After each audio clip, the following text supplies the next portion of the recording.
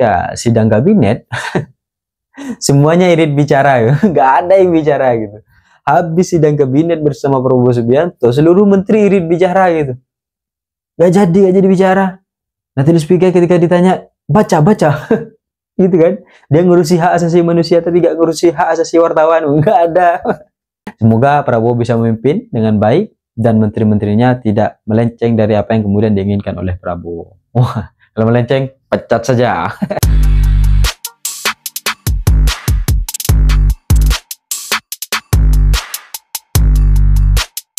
Hai korban ghosting. Dalam proses PDKT, rasa penasaran, rasa effort itu pasti sangat luar biasa diberikan.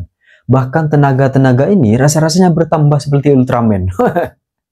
Karena semuanya bisa dilakukan gitu. Apapun bisa dilakukan untuk sang kekasih. Sama ketika kemudian Prabowo Subianto melalui pidato perdananya yang berapi-api dan menjelaskan berbagai macam persoalan bangsa ini, gitu kan, kebiasaan-kebiasaannya, persoalan-persoalannya, dan yang selama ini beliau alami, gitu kan. Jangan kemudian akhirnya hanya terpaku pada data, pada dampaknya, pada fakta dan realitanya. Ya, banyak masih masyarakat kita yang butuh kehadiran pemerintah sebagai pelayan masyarakat. Wes. Tapi seiring berjalannya waktu, kita semakin melihat bahwa pidato berapi-api Prabowo ini rasa-rasanya ya kayak orang lagi PDKT-an gitu. Tapi di pertengahan jalan, dompet memberikan kita kesadaran, ya kan? Tenaga memberikan kita kenyataan gitu. Kenyataan apa? Ya, kenyataan bahwa tenaga-tenaga kementerian, nah ini agak-agak lain nih. Kenapa bisa begitu ya? Belum 1 minggu proses pergantian ini terjadi, dan bahkan hari ini juga sedang proses pembekalan menteri-menteri itu di Magelang gitu kan. Belum seminggu nih gitu, baru beberapa hari nih gitu. Dan sejak pertama kali menteri setelah dilantik gitu kan, banyak muncul nama-nama gitu kan, 40 di sekitar 53 menteri gitu kan. Kemudian masing-masing mereka tuh pernah ada salah satu yang kemudian memberikan pernyataan, ya kan, ketika ada wartawan dan sebagainya, bagaimana harapan kedepannya, seperti apa tindakan lanjutan, seperti apa dan sebagainya, itu banyak gitu kan. Termasuk salah satunya Yusril gitu kan, terus Natalius, Ignatius Pigai, ini banyak nih gitu. Salah duanya mereka gitu. Dan ini sama-sama berkaitan tentang hak asasi manusia. Dari berbagai macam hal ini, misal kita bisa melihat bagaimana kemudian pernyataan Yusril hari pertama itu sudah kontroversial kemana-mana. Ini nggak tahu nih maksud dari kontroversial ini supaya dia lebih terkenal atau bagaimana gitu. Atau memang sedang ada persoalan yang kemudian akhirnya ingin sebenarnya dihabiskan dan dihilangkan, cuma akhirnya diklarifikasi gitu. Misal seperti bahwa apakah kemudian tragedi 98 dan kasus-kasus lain, sejarah-sejarah itu ketika aktivis sebagainya bermasalah pada saat itu tidak masuk dalam proses pelanggaran HAM berat gitu. Itu bermasalah lagi gitu. Bahkan sampai dikritik oleh Mahfud MD bahwa kemudian ya itu harusnya keluar dari Komnas HAM gitu, tidak usah keluar dari Menko Yusril. Kemudian ketika yang paling viral gitu kan, kalau kita bicara soal uang gitu, karena uang di dunia ini, di Indonesia ini adalah menjadi hal yang istimewa sekali gitu. Semuanya bicara soal tentang uang gitu kan. Dan seperti Bapak Natalius, Menteri HAM ini mengatakan bahwa anggaran kita ini kok kecil ya, entah bilang anggaran ini kecil atau enggak gitu. Pada intinya dia merasa bahwa anggaran ini tidak cukup untuk kemudian memberikan hak asasi manusia kepada seluruh masyarakat Indonesia, karena kita ini bukan ingin mengatasi hak asasi, persoalan hak asasi manusia, tapi kita ingin membangun hak asasi manusia. Tapi yang dibangun universitas. Makanya butuh anggaran 20 triliun. Waduh, butuh anggaran 20 triliun, bayangkan gitu, untuk bangun universitas gitu. Kenapa universitas-universitas di Indonesia ini dengan berbagai macam universitas, 44.000 sekian universitas yang ada di Indonesia, itu tidak dimanfaatkan saja, entah kasih materi HAM lah, entah nanti diintervensi soal apalah gitu, agar kemudian mereka memahami tentang hak asasi manusia gitu.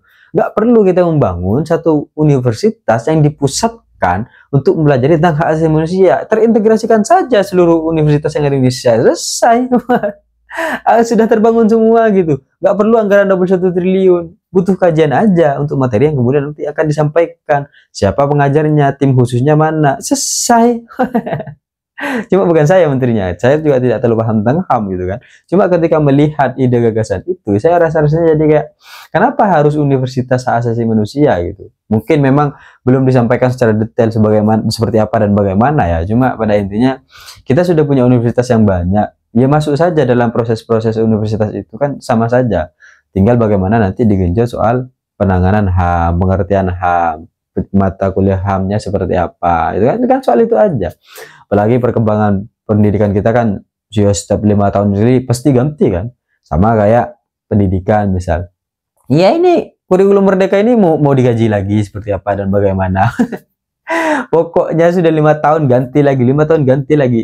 Saya kadang bingung gitu, apakah Indonesia ini tidak punya master plan atau grand design untuk kemudian pendidikan Indonesia seperti apa gitu. Dari TK, dari PAUD sampai akhirnya mereka profesor misal.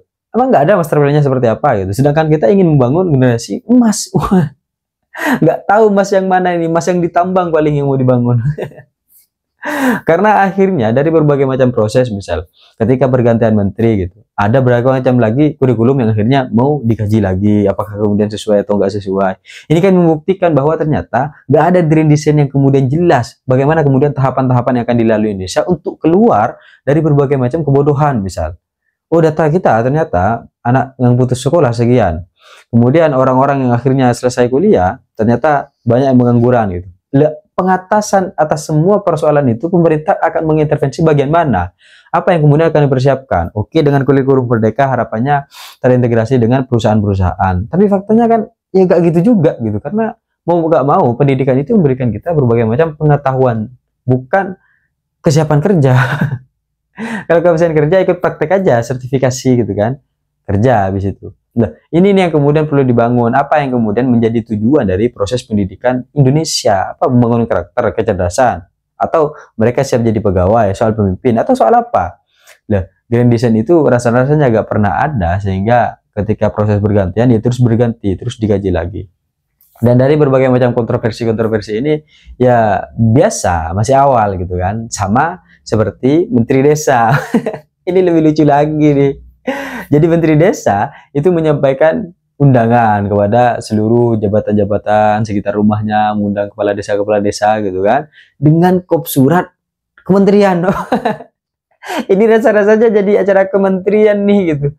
Kok bisa gitu? Ya oke, kita lah, kita menghormati apa namanya beliau karena sedang melaksanakan haul ibunya, kita juga hormati itu, tapi nggak pakai kop kementerian juga cuy. Kenapa harus menggunakan kop kementerian? Terus ya biasa, saya masih baru jadi menteri, saya masih belajar. Ini repot kalau semua menteri bilang begitu. Tapi fakta-faktanya enggak kok, kita agak pakai anggaran negara katanya. Terus kita juga agak pakai apa namanya, tidak ingin mengintervensi soal pilkada. Enggak, ini enggak soal pilkadanya, enggak soal akhirnya sampai mau kampanye pilkada, enggak soal itu. Ini soal kop surat yang sampai pakai untuk acara pribadi. Saya tidak mengerti itu gitu, sehingga ya kita maklumi lah karena masih baru belajar. Gak apa-apa, kita maklumi saja, kita maklumi ya. Tapi kalau kelanjutan nanti jangan dimaklumi-maklumi. Dan dari berbagai macam kejadian-kejadian ini harusnya kita juga bisa melihat gitu bagaimana kemudian posisi-posisi menteri yang kemudian diharapkan oleh Prabowo Subianto dengan kalimat gemuk gemoy bahwa negara kita adalah bangsa yang besar gitu. Harusnya kita bisa melihat dalam pemecahan-pemecahan ini supaya terjadi titik fokus masing-masing, sehingga mereka akan kelihatan kerjanya seperti apa gitu. Cuma kalau dalam satu ruang lingkup, misal Kemendikbudristek dari apa namanya, dari PAUD, dari TK sampai perguruan tinggi misal, jadi gak kelihatan mana yang kemudian sudah diperbaiki, mana yang sudah dipertahankan, apa yang sudah dibangun untuk sekolah, apa yang sudah dibangun untuk perguruan tinggi.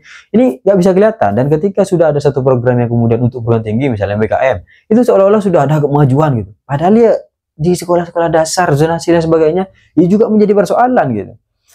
Nah, hal itu kan biasa dalam proses perubahan dalam kebijakan-kebijakan, pasti akan selalu terjadi demikian. Tapi apakah kemudian mentransfer berbagai macam visi ke depan tentang kenapa kemudian perubahan itu terjadi, itu yang kemudian tidak dilakukan, dan itu yang kemudian tidak terjadi di kalangan masyarakat, sehingga kita selalu menilai bahwa apa ini buruk, selalu begitu. Dan pemahaman itu memang perlu disampaikan, apa yang kemudian menjadi visi masa depan dari berbagai macam perubahan program ini. Nah, itu kan persoalannya gitu.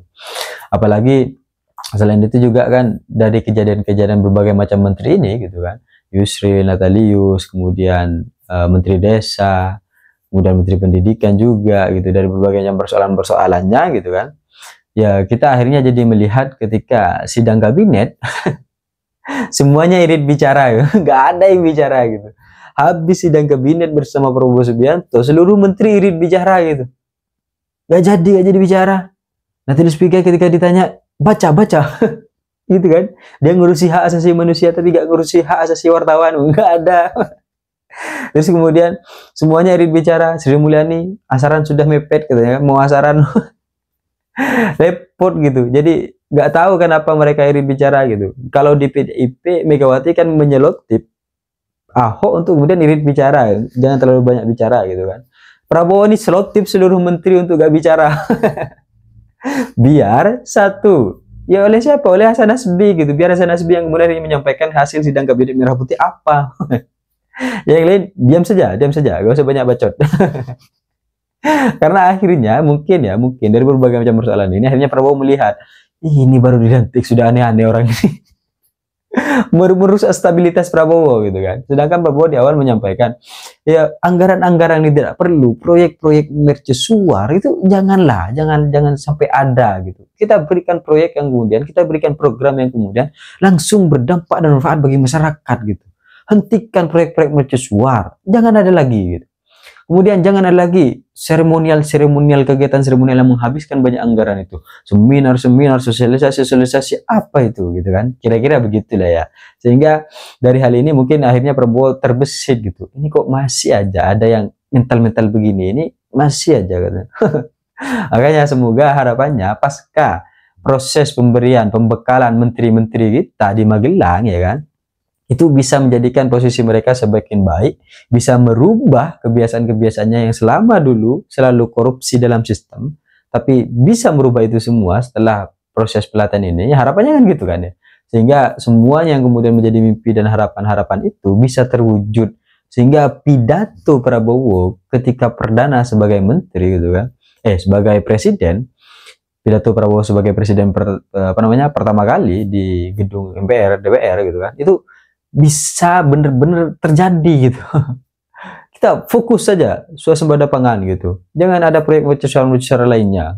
Ini apa ini? Mungkin dia pengen bilang bangun universitas lah apa. Mungkin gitu ya.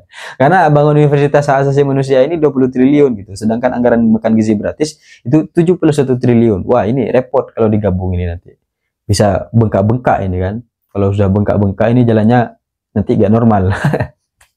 Iya kan, kalau sudah bengkak-bengkak kan jalannya gak normal, jogetnya juga gak normal nanti, gak gemoy jadinya ini kan kabinetnya. Jadi apapun yang kemudian akhirnya menjadi persoalan dari berbagai macam persoalan bangsa ini, harapannya kita bisa melihat apa yang kemudian menjadi kebutuhan dasar masyarakat, karena pemerintah sejatinya adalah pelayan masyarakat dan mereka tidak akan punya kepala kalau akhirnya aspirasi-aspirasi, suara-suara itu tidak didengarkan dari apa yang menjadi kebutuhan masyarakat. Pemerintah hanyalah badan dan kaki yang kemudian bisa berjalan, tapi tidak bisa berpikir kalau mereka tidak pernah hadir di kalangan masyarakat. Maka yang perlu diperhatikan oleh pemerintah memang masyarakat. Sehingga apapun yang kemudian menjadi keputusan, kebijakan, dan kewenangan yang diambil, itu harapannya dapat berdampak dan bermanfaat bagi masyarakat. Semoga Prabowo bisa memimpin dengan baik dan menteri-menterinya tidak melenceng dari apa yang kemudian diinginkan oleh Prabowo. Wah, kalau melenceng, pecat saja. Cita-cita saya ingin seperti Gibran, tapi saya sadar diri dan sadar posisi. See you, korban ghosting.